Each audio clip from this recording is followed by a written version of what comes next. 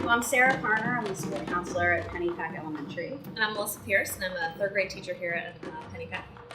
We wrote a grant this year called the Kulu Mele Presentation and Cultural Museum.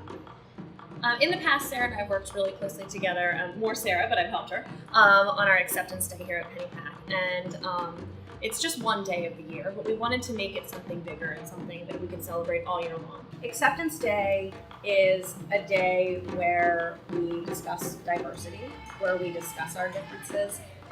Over the years, it's themes like religious differences, it's racial differences, it's physical differences.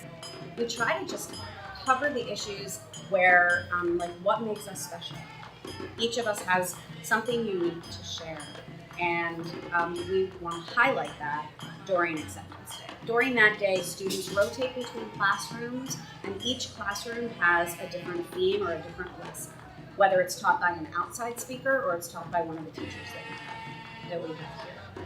When I was in elementary school, I had an assembly one day. We had no idea what we were going to see, and we walked into this room, and there was a huge African dance troupe standing on stage in the most colorful outfits I had ever seen. There was a man walking down the aisle on stilts.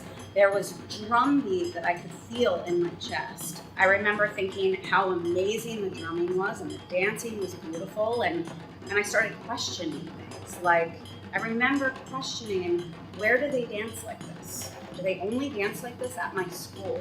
Do they dance like this outside? Do they dance like this in another country? What are they singing?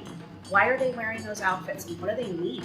And I still remember it to this day. And when I came to Pennypack, I remember thinking, those were the exciting events. Those were the things I remember as a child, and those were the things that sparked my interest in education.